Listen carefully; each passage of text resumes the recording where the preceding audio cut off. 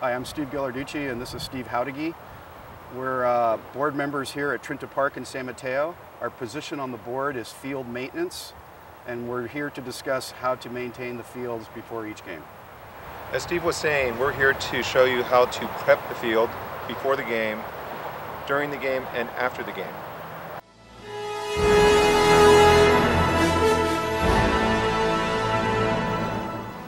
Here we have the pitching mound. The pitching mound is probably one of the most neglected part of field maintenance because of the lack of just time and understanding on what to do. The first thing to do is to remove the tarp and fold it up.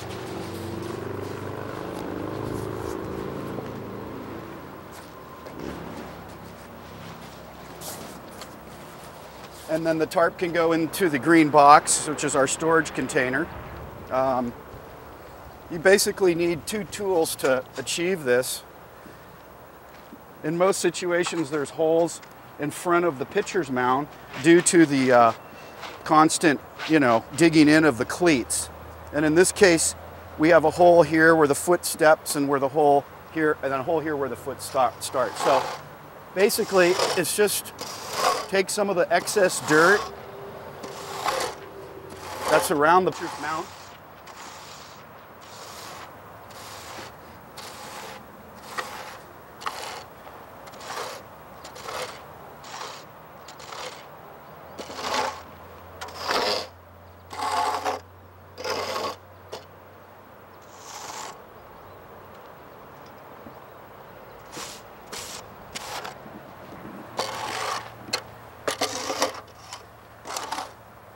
Take the loose fluff and insert it into the holes.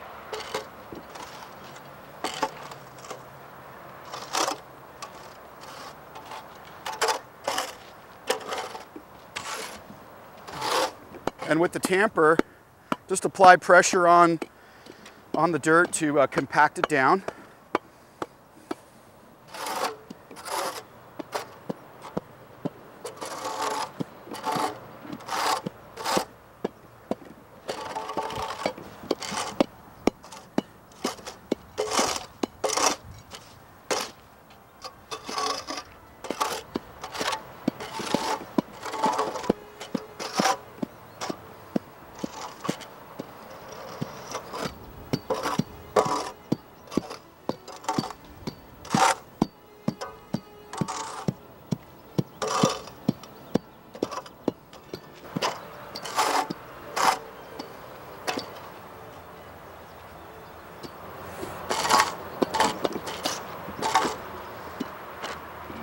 Good job. Good job. It's as simple as that. Just gather some of the loose dirt, apply some pressure with the tamper, and you're ready to go. This is our field box. And inside the field box, we have all the components to maintain our infield. Hand dragger,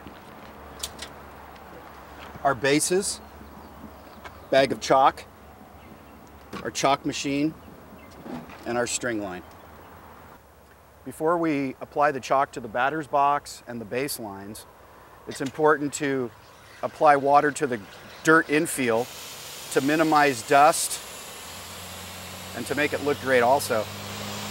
Another important thing to do while watering is to make sure that you don't collect the water in one area. Continuously wand the nozzle back and forth to apply the water evenly. This will help when the kids show up to not have big mud spots. Try to be thorough when you apply the water. Don't leave dry spots or wet areas. Try to apply it evenly. Another tip that I like to do when applying the water is to apply a little extra around the first, short, second, and third base areas because of the positioning of the players allows the dust to not come up as quick. Once you do the base lines and around home plate, it's basically the same procedure all the way around.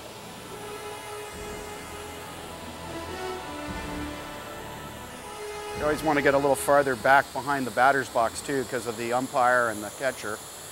This will help minimize the dust also.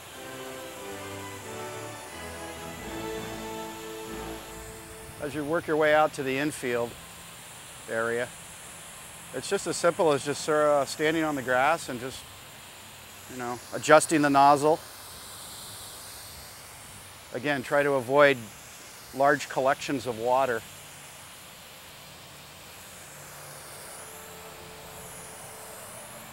Another thing also, while you're here, is if there's dry spots on the lawn, you know, it's okay to give it a little dash of water. It gets pretty dry here in the summer.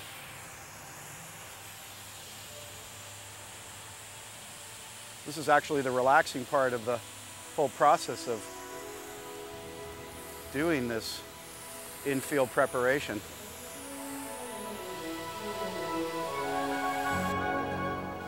After completing watering the infield,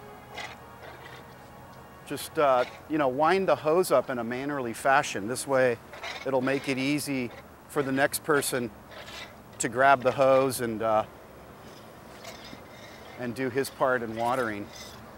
Also, another thing too is that it helps minimize wear and tear of the hose, and it's just kind of watching out for the next team.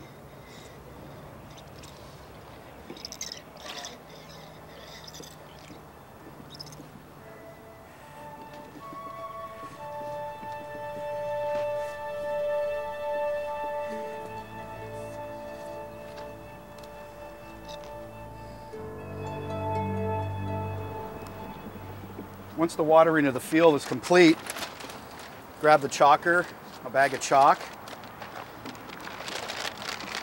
and about 6 inches or so from the top. You don't need to fill the hopper up entirely. That should be adequate about there. Try not to spill the excess chalk in the bag. Also here next to the field box is the template for the batter's box, the rake, the tamper, and everything that you need to complete the steps of installing the baselines and batter's box. This is the template for the batter's box. If you notice, it has a smaller pipe here and a larger pipe. This is to direct our right amount of distance between the edge of the home plate and the batter's box. So what we'd like to do is to take the larger pipe and put it toward the back of the diamond of the plate, right at the point. And the smaller one would go toward the front corner of the plate. And usually what I do is just sort of apply some pressure with your feet, and as you can see, it sort of leaves imprints a line there. Flip it right over with the long bar staying at that corner, and then the front bar to the opposite. And again, apply pressure with your feet.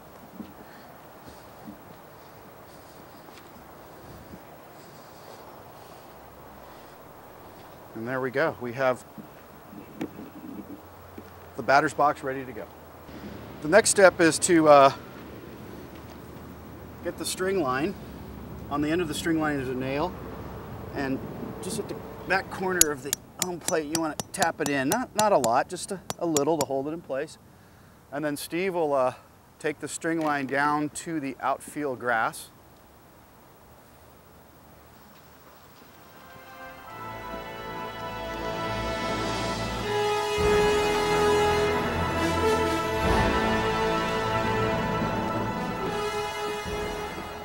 Just go about 2 feet past the grass line, and then this will make sure that the line's nice and straight.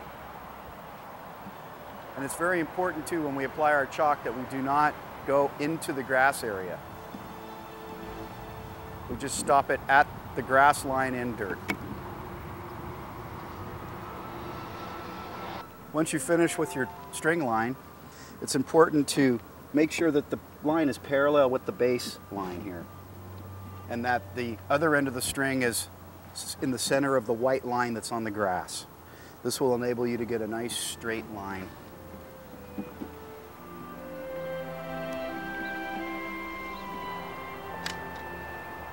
Applying the chalk is as simple as just lifting the handle up on the box, following the corners.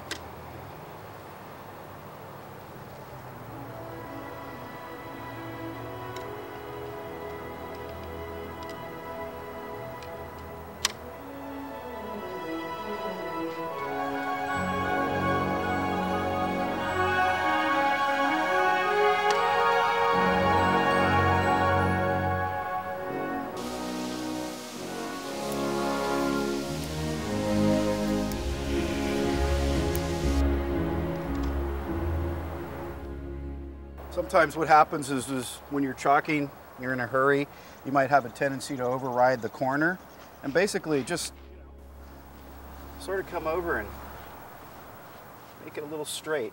Put some dirt over that.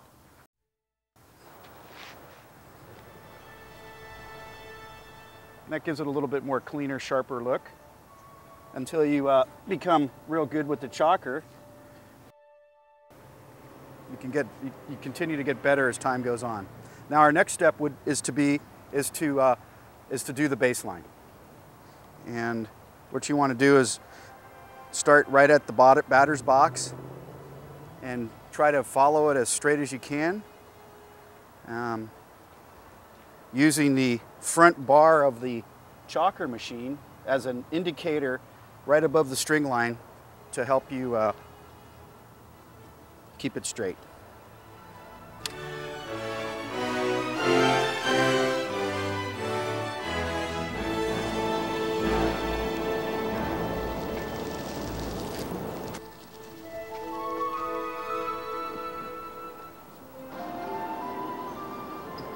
As you start to approach the outfield grass line, what you want to do is stop the chalk about an inch or so before the grass line so we don't incur a big buildup of chalk. Okay, the next step in preparing the infield after finishing the baseline is to do our coach's box. What we do here at Trenta is we locate the third base stud, and basically just using your feet, we come off the outside of the baseline and count out 4 steps. 1, 2, 3, 4, and then we, with the finger, just indicate an L. This will enable you to find out where the corner is. And then after that, go out another 4 steps. 1, 2, 3, 4 with a line. Okay, and then we want to come back to the L, and what we want to do is we want to go 8 paces this way. So 1, 2, 3, 4, 5, 6, 7, 8. And then again, what we want to do is we want to draw a line there, and then we want to come back again and do our 4 steps. 1, 2, 3, 4, and that there will give us basically our L again, and then again 1, 2, 3, 4. Now at this point we're ready to do the chalk line. And what we want to do is start at the line there to the corner. And then sort of carefully, making it neat, we want to go from this L to the other.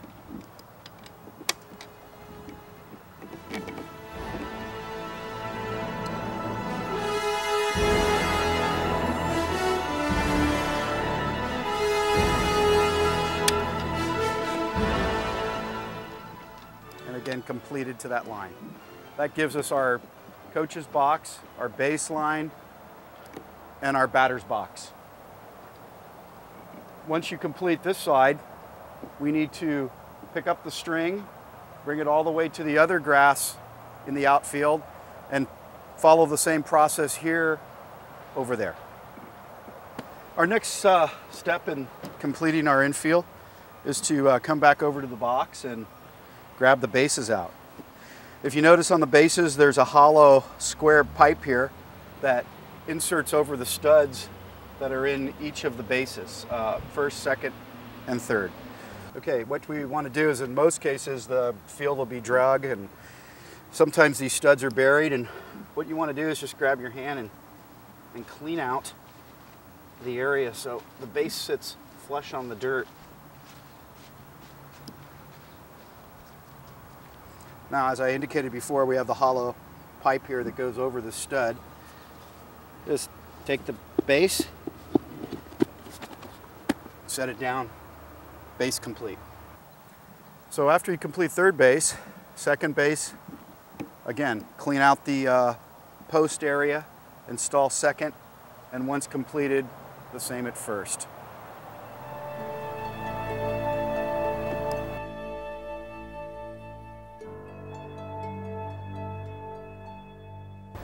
Here Steve's using the hand dragger to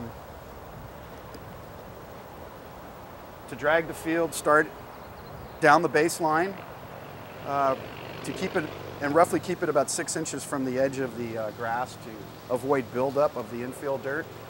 And follow this procedure all the way around till you reach the outfield grass, and that should be complete.